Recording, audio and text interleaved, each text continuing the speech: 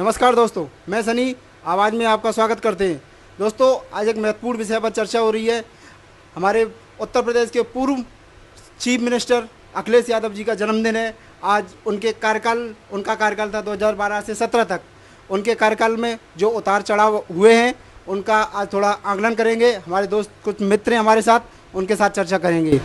सबसे पहले अखिलेश यादव के बारे में मैं सिर्फ ये कहना चाहूँगा कि जब उनको कमान मिली थी तो उन्हें राजनीति का कोई अनुभव नहीं था।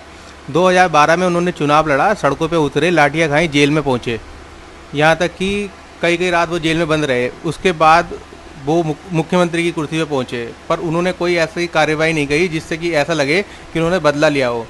उनके कार्यकाल की सबसे अच्छी बात मुझे जो लगी है वो ये लगेगी, अभी तक 2012 से देखा जाए तो उन्होंने किसी भी नेता या किसी व्यक्ति को ना तो अपशब्द बोले हैं, ना कभी उनके बारे में गलत बोला है, जिसकी विपक्ष भी तारीफ करता है कि ये एक ऐसा मुख्यमंत्री है कि जो कभी किसी के बारे में गलत नहीं बोलता है। आप जो बार बार ये पूछ रहे हैं कि हार का कारण जो मैं जान पाता हूँ या जो मैं एक शिक्षा के से ग्रहण किया हूँ या यूपीएससी की तैयारी करते समय, कि कहीं न कहीं जो अचानक से जब कई दूसरे दलों का उसमें संगठन मिलता है, अचानक से उनके जो क्षेत्रीय नेता या जो कार्यकर्ता होते हैं उनको सीट काट के, और कहीं न कहीं जो बाहर से आई हुई पार्टियां होती हैं उनको अचानक से जो पद या सीट देना कहीं न कहीं एक हार का कारण है। और तत्कालिक जो 2017 में हार का कारण था वो कांग्रेस से अलायंस था, और कांग्रेस का ग्राफ इतना नीचे गिर चुका है कि एक उन्होंने प्रयोग करना चाहा कि कहीं न कहीं शायद हम कांग्रेस से जुड़ के राहुल भी युवा, अखिलेश भी युवा करके हम आगे बढ़ जाएंगे, लेकिन वो कहीं न कहीं उनको गिराने का ग्राफ काम किया। और 2019 में जब जो लोकसभा का था उन्होंने मायावती से अलायंस किया तो भी वो गिरने का ग्राफ काम किया। अखिलेश जी को सत्ता विरासत में मिली है ऐसा माना जाता है। देखिएगा, सत्ता विरासत में मिलती और उसको सही तरीके से अमल में लाया जाता तो राहुल गांधी भी सत्ता को संभाले हुए होते, इसी तरीके से उद्धव ठाकरे भी संभाले होते। ये तो कल का ही केस है कि उद्धव ठाकरे को रिजाइन देना पड़ा। सत्ता विरासत में मिलना और उसको संभालना एक अलग बात है। हर किसी को सत्ता विरासत में नहीं मिलती है, लेकिन जिनको मिलती है वो योग्य भी तो होना चाहिए। अयोग्य को मिल जाएगी तो वो कहाँ से संभालेगा। तो ये सत्ता चाचा को क्यों नहीं दी गई थी? देखिएगा, जिस टाइम पे चाचा लड़ रहे थे उस टाइम पे उन्हें युवा मुख्यमंत्री चाहिए था।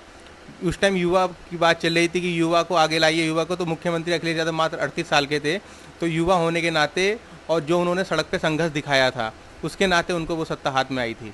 बीजेपी जो काम उसे युवाओं के लिए करना चाहिए उस तरीके से बीजेपी कभी युवाओं के लिए काम नहीं कर पाई।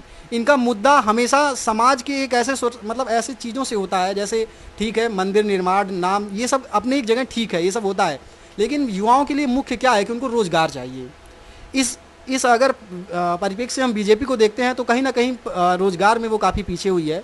लेकिन माननीय अखिलेश यादव जी के कार्यकाल में सबसे महत्वपूर्ण जो विषय होना चाहिए कि युवा के लिए, तो उनके कार्यकाल में युवाओं के लिए काफ़ी काम हुआ है। युवाओं के लिए, बेरोजगार के लिए अखिलेश अच्छा आप मानते हैं, लेकिन अखिलेश सरकार में वैकेंसियाँ आई हैं, उन पर घूसखोरी चली है और धांधली भी हुई है। आप इस पर कुछ बोलना चाहेंगे? देखिए, ये तो आप अखिलेश सरकार के, अगर आप बात कर रहे हैं कि अखिलेश सरकार के कार्यकाल में वैकेंसियाँ आई और उसमें घूसखोरी हुई है, तो ऐसा तो नहीं है कि बीजेपी में कोई वैकेंसी बहुत क्लियर कट हो गई हो, बहुत ही अच्छे से वो निकल गई हो और सिलेक्शंस हो गए हों, ऐसा तो हम नहीं बोल सकते हैं। लेकिन देखिए, ये तो एक सिस्टम में ये सब चीज़ें होती रहती हैं और उस पर जाँच भी हुआ, और उसके बाद भी मतलब जाँच के बाद भी अखिलेश जी द्वारा मतलब काफ़ी वैकेंसी क्लियर कराई गई। ऐसा भी हुआ कई वैकेंसी जो मतलब नहीं, बीच में विवादित रहीं, बाद में उसमें कोर्ट का निर्णय और उसे क्लियर कराया गया।